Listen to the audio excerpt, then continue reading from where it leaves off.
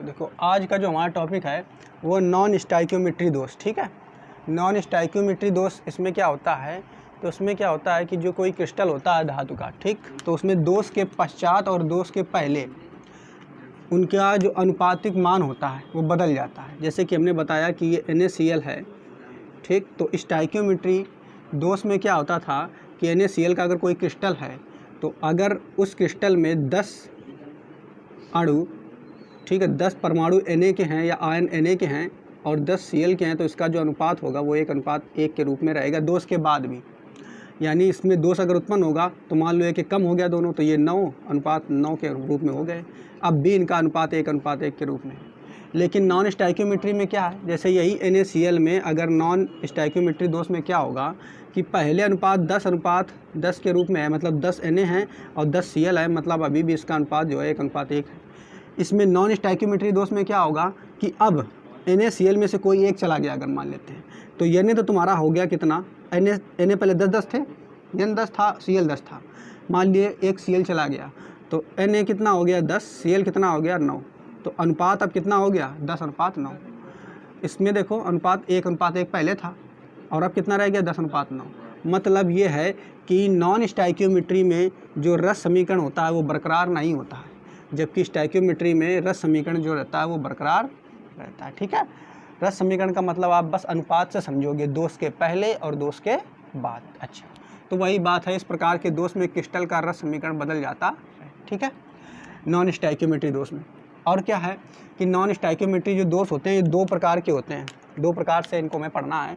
पहला धातु आधिक्य, ठीक है, और दूसरा जो है धातु न्यूनता। तो पहले हम ये पढ़ेंगे धातु आधिक्य जो है ये दोष किस प्रकार का होता है, यानी धातु की अधिकता के कारण और इसमें धातु की न्यूनता के कारण, ठीक है। धातु आधिक्य जो होते हैं वो 2 प्रकार के होते हैं। पहला ऋणायन रिक्तिका के कारण धातु आधिक्य दोष, और दूसरा है अतिरिक्त धनायनों की उपस्थिति के कारण धातु आधिक्य दोष। तो पहला हम ये पढ़ेंगे कि धातु आधिक्य दोष जो है वो ऋणायन रिक्तिका के कारण किस प्रकार होता है, इसको हम समझेंगे, ठीक है। तो अच्छे से आप इसको समझिए। सबसे पहले देखो हमने क्या किया, एक सोडियम ले लिया, सोडियम, ठीक है, ये मान लेते हैं सोडियम का एक क्रिस्टल हमने ले लिया। तो सोडियम के क्रिस्टल में क्या होगा, Na+ Cl-, फिर Na+ Cl-, इस तरीके से होगा कि नहीं, Na+ Cl-, इस तरीके से बना लेते हैं पहले।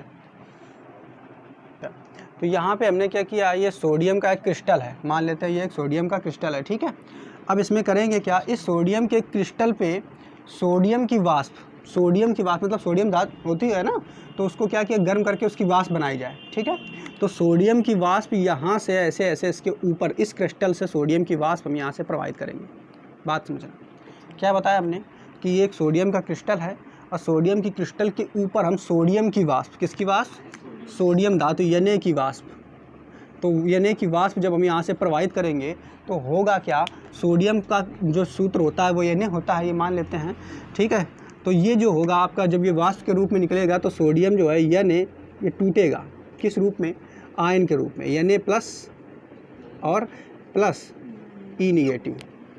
इलेक्ट्रॉन निकल जाएगा। बात नहीं समझ पाए, हमने क्या किया, देखो समझना ध्यान से, हमने किया क्या कि ये हमने सोडियम क्रिस्टल ले लिया, ये सोडियम क्रिस्टल है, इस सोडियम क्रिस्टल में हमें पता है Na+ Cl- के रूप में जो आयन है वो व्यवस्थित रहते हैं। हमने क्या किया, इस सोडियम के NaCl के क्रिस्टल के ऊपर हमने सोडियम की वाष्प प्रवाहित कर दी। ऐसे समझ सकते हो, नमक का क्रिस्टल है उसके ऊपर हमने सोडियम की वाष्प प्रवाहित कर दी।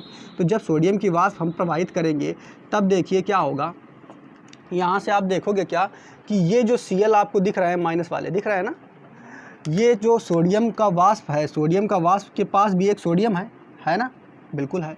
तो ये सोडियम क्या करेगा, चूंकि ये आयन बन चुका है और ये भी, यहाँ पे आप देखोगे ये जो आपका नमक का क्रिस्टल, इसमें Cl- पहले से है ना, तो ये Cl- जो है ये क्या करेगा, इस Na के साथ बॉन्ड बनाने का, बात समझना, क्या करेगा, ये चूंकि वाष्प ऊपर से प्रवाहित हो रहा है, ये ना बहुत तेज़ी से, ये चलायमान है, चल रही है वाष्प ऊपर से, तो क्या होगा, ये सोडियम इसमें से किसी एक क्लोरीन आयन के साथ मिल करके NaCl बना लेगा। बात समझना ध्यान से।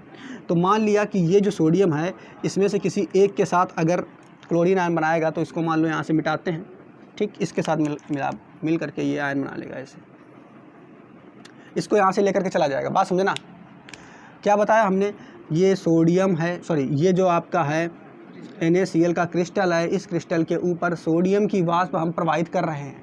सोडियम की गर्म वाष्प जब ऊपर से प्रवाहित होगी तो ये सोडियम आपका जो है, ये सोडियम आयन और इलेक्ट्रॉन के रूप में टूट जाएगा। ये तो बात क्लियर कि नहीं।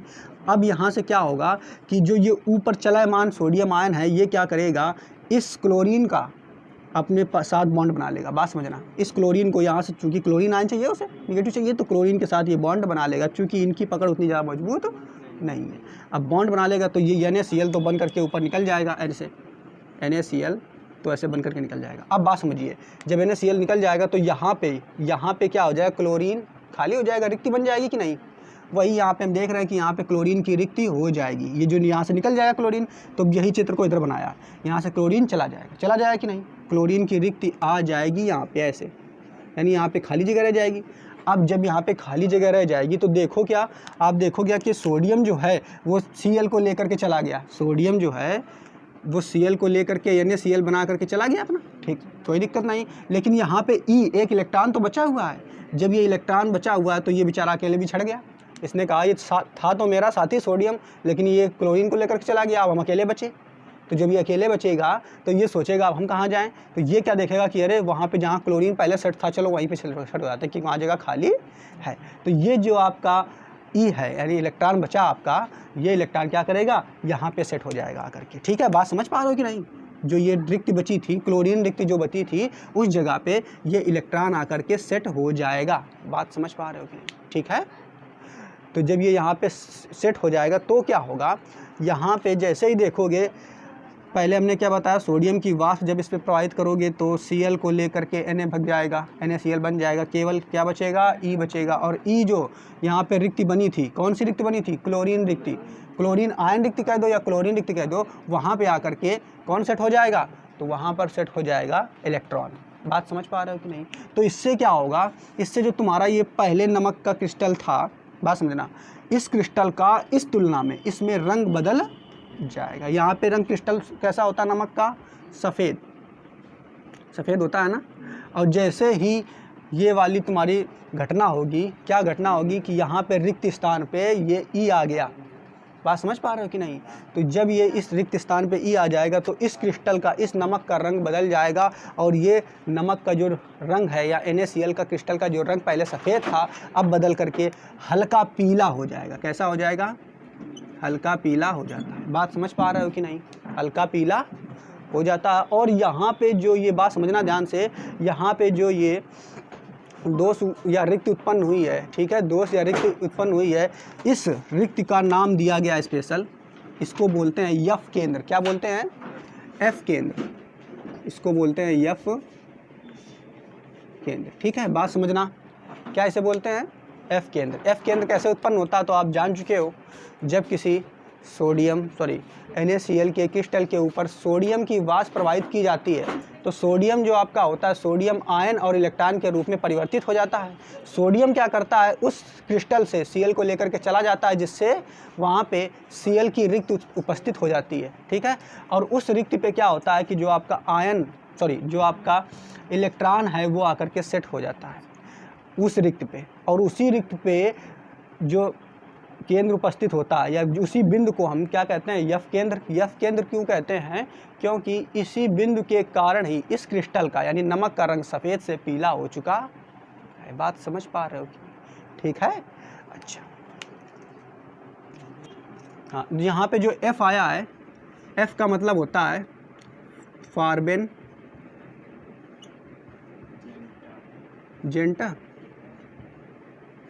जेंटा, ठीक है, ये जेंटर, ठीक, फार्बन जेंटर, ठीक है, इसको बोलते हैं।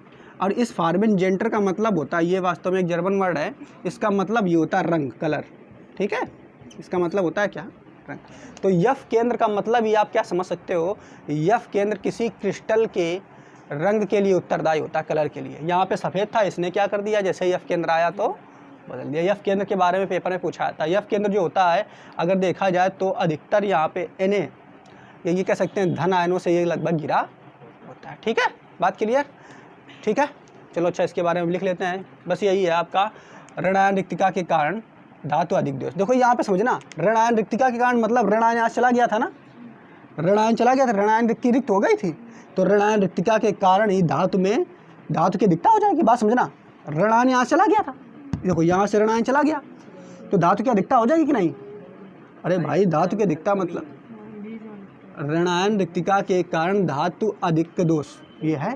तो ऋणायन रिक्तिका यानी ऋणायन चला गया, ऋणायन की कमी हो गई, इसी कारण धातु में अधिकता हो जाएगी, यानी सोडियम आयन में अधिकता हो जाएगी। इसी कारण ये ऋणायन रिक्तिका के कारण धातु अधिक दोष है। ठीक है, चलो अच्छा, इसके बारे में थोड़ा सा लिख लेते हैं। चलो इसके बारे में बता देते हैं थोड़ा सा हम। ठीक है, लिखना क्या है, बताया कि इस प्रकार के दोष जो होते हैं NaCl और KCl दर्शाते हैं। ठीक है, कौन सा दोष? ऋणायन रिक्तिका के कारण जो है धातु अधिक दोष जो है वो NaCl और KCl ये यौगिक जो है दर्शाते हैं। ठीक है, जब NaCl क्रिस्टल के ऊपर Na वाष्प यानी सोडियम वाष्प प्रवाहित की जाती है, वही काम किया था हमने। NaCl के का क्रिस्टल था, उसके ऊपर सोडियम वाष्प प्रवाहित कर रहे थे। ठीक है, प्रवाहित की जाती है तो सोडियम जो है यानी सोडियम का वाष्प जो है वो सोडियम आयन और इलेक्ट्रॉन में टूट जाता है। ठीक है, फिर क्या होता है, और ये सोडियम क्या करता है, NaCl यानी नमक के क्रिस्टल से जो उसमें Cl निगेटिव होता है उसके साथ जुड़ जाता है और जुड़ करके ये Na बना लेता है। ठीक, जब ये Na बना लेगा तो फिर क्या होगा, जिससे क्रिस्टल में एक रिक्त उत्पन्न हो जाती है। चूँकि क्रिस्टल में Cl कम हो जाएगा तो उसके कारण क्रिस्टल में एक रिक्त उत्पन्न हो जाती है, जिस रिक्त पर E निगेटिव यानी इलेक्ट्रॉन आकर के सेट हो जाता है। ठीक है, आकर के स्थापित हो जाता है तथा इस रिक्त को ही F केंद्र कहते हैं।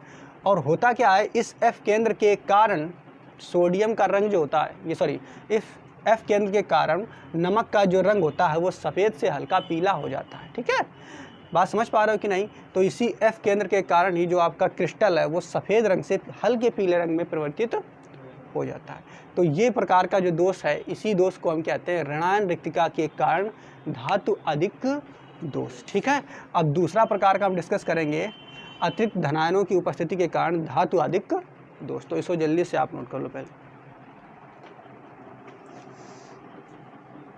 हम पढ़ेंगे कौन सा है, धातु न्यूनता। ठीक है, धातु न्यूनता में दोष में ये हम पढ़ेंगे धातु अधिकता का दूसरा दोष जो है अतिरिक्त धनायनों की उपस्थिति के कारण धातु अधिक दोष। ठीक है, इसको देखो आप लोग, तो इसमें क्या है, अतिरिक्त धनायनों की उपस्थिति के कारण धातु अधिक दोष। इसमें समझिए क्या होता है, जैसे आप ये देखिए जिंक ऑक्साइड का सूत्र क्या होता है, ZnO, जिंक ऑक्साइड ZnO। ठीक है, तो होता क्या है कि जिंक ऑक्साइड जो होता है ये कमरे के तापमान पे सफ़ेद रंग का होता है। कमरे के तापमान मतलब समझ रहे हो, जनरली कमरे का तापमान 25 डिग्री सेंटीग्रेड माना जाता है। ठीक है, सामान्य तापदाप नॉर्मल टेम्परेचर जो होता है। ठीक, इस पर अगर देखोगे तो ये सफ़ेद रंग का होता है। कैसा होता है, सफ़ेद रंग। अब होगा क्या, इसको अगर गर्म किया जाए, ठीक, जिंक ऑक्साइड को अगर हम गर्म करते हैं तो गर्म करने पे क्या होता है कि जिंक ऑक्साइड जो आपका है वो जिंक आयनों में टूट जाता है, साथ ही साथ ऑक्सीजन गैस मुक्त हो जाती है। बात समझना, ये जिंक आयनों में टूटेगा। और जिंक कौन से आयनों में टूटेगा, तो जिंक जो होता है, जिंक पर 2+ आयन होते हैं, तो ये 2+ में टूटेगा। साथ ही साथ और क्या होगा, जब 2+ के साथ टूटेगा इसके साथ 2 इलेक्ट्रॉन निकलेंगे। ठीक है, 2 इलेक्ट्रॉन निकलेंगे और क्या होगा, हाफ O2 ऑक्सीजन निकलेगा। बात समझना, ये रिएक्शन पूरी हमने लिख दी है। क्या बताया कि ZnO यानी जिंक ऑक्साइड जो होगा कमरे के तापमान पे सफ़ेद रंग का होता है। कमरे के तापमान पे सफ़ेद रंग का होता है। जैसे ही तुम इसको गर्म करोगे तो जिंक ऑक्साइड जो है वो Zn पर 2+ आयनों में टूटेगा। साथ ही साथ इसके साथ ही 2 इलेक्ट्रॉन निकलेंगे। अब भाई 2 इलेक्ट्रॉन निकलेंगे तभी तो 2 धनायन को इसको बैलेंस करेंगे। अच्छा, और साथ ही साथ ऑक्सीजन निकल जाता है। बात समझ पा रहे हो कि नहीं? ठीक है, तो जब ऑक्सीजन निकल जाता है, ठीक है, तो इसका रंग जो होता है, ये कैसा हो जाता है, पीले रंग का हो जाता है। कैसा हो जाता है, पीले रंग का हो जाता है। बात समझ पा रहे हो कि नहीं? तो अब देखो गया क्या कि जिंक ऑक्साइड जो था, इससे चूंकि ऑक्सीजन निकल गया है और ऑक्सीजन यहाँ से निकल गया है और ये क्या, इलेक्ट्रॉन बचा है, इलेक्ट्रॉन बचेगा और क्या, धनायन बचेगा। ऋणायन तो बचा नहीं, ऋणायन कहीं बचा क्या, नहीं बचा। तो इस कारण क्रिस्टल में धन आयनों की अधिकता हो जाती भाई, चूंकि धनायन Zn+ ही बचेगा, भाई यहाँ पे आप देख क्या रहे हो कि ऑक्सीजन तो निकल गया, ये ऋणायन यही बनाता था ना ऑक्सीजन, बात समझ पा रहे हो कि नहीं। तो ऑक्सीजन ये तो अणु के रूप में निकल गया, जब ये अणु के रूप में निकल गया तो ऋणायन तो कोई बचा नहीं, तो क्या होगा कि क्रिस्टल में धनायनों की अधिकता हो जाएगी। इसी कारण अतिरिक्त धनायनों की उपस्थिति के कारण इसे हम क्या बोलते हैं, धातु आधिक्य दोष बोलते हैं। धनायन ज़्यादा हो गए, बात समझ पा रहे हो कि नहीं, और इसी धनायनों के ज़्यादा होने के कारण इसे हम क्या बोलते हैं, धातु आधिक्य दोष। किसके कारण, अतिरिक्त धनायनों की उपस्थिति के कारण। बात समझ पा रहे हो कि नहीं, नहीं समझ पाए, ठीक है। अच्छा, इसको अब एक लाइन में हम लिख लेते हैं, जल्दी से लिख लो। तो इस दोष में देखो क्या होता है, हमने बताया कि जिंक ऑक्साइड का सामान्य तापदाब पर जो रंग होता है वो सफ़ेद रंग का होता है। जब इसको हम गर्म करते हैं, तो जब इसे गर्म किया जाता है तो जिंक जो है वो जिंक आयन Zn+2+ आयन तथा ऑक्सीजन O2 में टूट जाता है, ठीक है। और बाद में क्या है, निर्माण होता है, जिससे क्या होता है, क्रिस्टल में धनायनों की अधिकता हो जाती है। अब ऋणायन कोई बचेगा ही नहीं, धनायनों की अधिकता हो जाती है, ठीक है। इसी कारण क्या होता है, ये जो आपका जिंक ऑक्साइड है सफ़ेद रंग से पीले रंग में परिवर्तित हो जाता है, ठीक है। अब इसी कारण इसको क्या बोलते हैं, अतिरिक्त धनायनों की उपस्थिति के कारण धातु आधिक्य दोष। चूँकि यहाँ अतिरिक्त धनायन आ गए, ऋणायन तो कोई बचा ही नहीं ना, इसीलिए इसे अतिरिक्त धनायन की उपस्थिति के कारण क्या बोलते हैं, धातु आधिक्य दोष, ठीक है। समझ में आ गया, इसको नोट कर लीजिए। तो अंतिम जो बचा हुआ है वो हमारा है धातु न्यूनता दोष, ठीक है। तो धातु न्यूनता दोष में यह दोष ऐसे धातु क्रिस्टल में उत्पन्न होता है जिसमें धातु की मात्रा कम होती है, ठीक है। तो यहाँ पे एक उदाहरण हमने ले लिया है FeO, ठीक है। इसमें मान लिया गया है कि जो FeO है उसमें Fe की मात्रा है 93, ठीक है, और O की मात्रा है या अनुपातिक मान जो है वो 100 है, यानी 100 में 93 जो होंगे वो Fe के परमाणु होंगे और 100 जो होंगे वो ऑक्सीजन के होंगे, ठीक है। तो यहाँ पे आप देख रहे हो ऑक्सीजन की तुलना में जो आपका धातु है यानी Fe है उसका मान कम है, तो इसी कारण इस दोष को हम क्या बोलते हैं, धातु न्यूनता दोष बोलते हैं। और इसमें कुछ ज़्यादा नहीं समझना है, ठीक है, तो इसको आप नोट कर लो बस। हाँ, और इस प्रकार जो है हमारा ये दोष, जितने प्रकार के दोष हमने पढ़े थे वो समाप्त हो गए, ठीक है, क्लियर।